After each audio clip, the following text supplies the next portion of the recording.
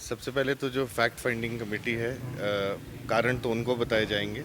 और जो कुछ चर्चाएं भी हुई हमारे अपने ब्लॉक लेवल पे भी, और जो सामने निकल कर बातें आई हैं उनमें से ऐसा नहीं कि सबने मेहनत भी की और हमारे कैंडिडेट भी सक्षम थे, और उसके बावजूद हमारा जो वहाँ पे हम नहीं जीत पाए हैं।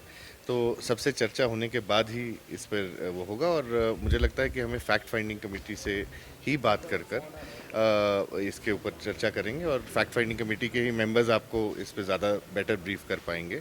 ज़्यादा मुझे ऐसा लगता है कि जो हमारे एक थोड़ा सा टिकट देने में भी हमें देरी जो हुई है, उसका एक मैं समझता हूँ कि एक वो बहुत बड़ा कारण रहा। और बाकी जिस तरह का प्रचार भाजपा के लोग पहले से करते आए हैं, आपने देखा ही है कि हर एक चुनाव में धनबल का जिस तरह से प्रयोग होता है, वो भी एक बहुत बड़ा इशू रहा है।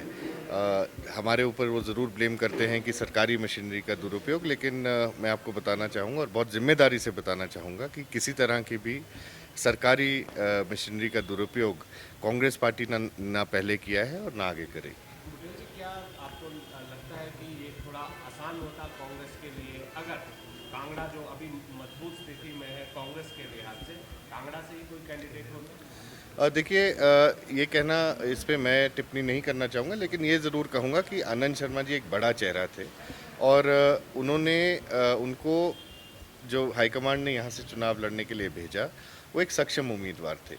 कांगड़ा के लिए उन्होंने बहुत कुछ किया था, और जब वो राज्यसभा के सांसद रहे और मंत्री रहे केंद्रीय सरकार के अंदर, कांगड़ा के लोगों के लिए उन्होंने बहुत कुछ किया था। और इसको देखते हुए हम लोग यहाँ पर उनको चेहरा उतारा गया था, सभी विधायकों से बात कर ये चेहरा उतरा था। और साथ में आपको मैं ये बताना चाहूँगा कि जो हमारे ये चुनाव हुए हैं, इसमें हम 5 लाख की लीड से कम हुए हैं। ऐसा नहीं है कि हारे ज़रूर हैं, लेकिन ये भी देखने की ज़रूरत है कि पिछले चुनावों में, जैसे मेरी विधानसभा क्षेत्र में पिछली बार 18,000 वोट की लीड भाजपा को गई थी। कई जगह पर 30-30 हज़ार की लीड गई थी। उसको कम करते हुए हम लोग 8,500 पर पालमपुर पहुंचा है, और इसी तरह से बाकी सब जगह भी वहां पर कम हुए हैं। हाँ, ये मैं समझता हूँ कि इस बार जो भाजपा का जो डायरेक्ट कॉन्फ्रंटेशन जो केंद्र सरकार का हिमाचल प्रदेश के साथ नहीं हुआ, वो भी एक ज़रूर कारण रहा होगा भाजपा के फेवर में। लेकिन जहाँ जहाँ पर ये एक साइकिल है और ये टूटने जा रहा है, भाजपा का जो एक केंद्रीय चुनावों के अंदर जब हमेशा से बढ़त उनको बहुत ज़्यादा मिलती रही है, उसको हम कर रहे हैं। अगली बार डेफिनेटली कांग्रेस पार्टी का वहाँ पे उम्मीदवार राम जीतेगा। मंदिर कितना बड़ा इशू रहा बीजेपी के विन के लिए और कांग्रेस? देखिए, राम मंदिर, मैं समझता हूँ कि राम मंदिर को उन्होंने भुनाया है, और पॉलिटिकली उसको यूज़ करते हुए भाजपा के लोगों ने उसको इस्तेमाल किया है। राम मंदिर सबका है, मेरा भी है, आपका भी है, और भाजपा के लोगों का भी है।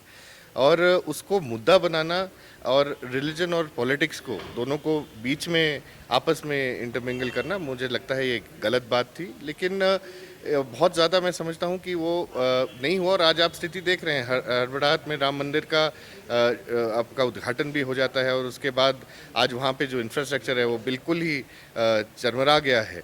तो ये साफ है कि वो रिलीजन और पॉलिटिक्स को आपस में जोड़ना चाह रहे थे, और मैं नहीं समझता कि वो उसमें पूरी तरह से सक्सेसफुल हुए। लेकिन यस, वो जीते हैं इलेक्शन, तो ये भी शायद एक थोड़ा सा उनको ज़रूर उसका एज मिला होगा। बार बार कार्यकर्ताओं की नाराजगी की बात सामने आई, क्या लगता है उसका भी कुछ इम्पैक्ट पड़ा? कार्यकर्ता किससे नाराज़ हैं, मैं ये भी जानना चाहूँगा।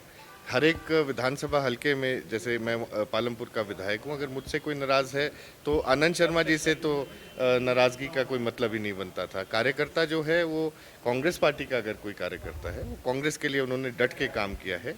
नाराज़गी किसी से और से हो सकती है, लेकिन कांग्रेस पार्टी से कार्यकर्ता की नाराज़गी नहीं है। और मैं समझता हूँ सब ने मेहनत की, सब ने अच्छे से चुनाव लड़ा है, और हार जीत लगी रहती है। अगली बार जीत के दिखाएंगे। भाजपा ने 400 पार का नारा दिया था, शगुफा छोड़ा था, उसका असर देखा कि लोग जिस प्रकार से नारा दे रहे थे उसी अनुरूप देखिए, लोग- भाजपा आज तक अगर कभी जीती है, कोई भी चुनाव जीती है, वो झूठ के दम पर जीती है।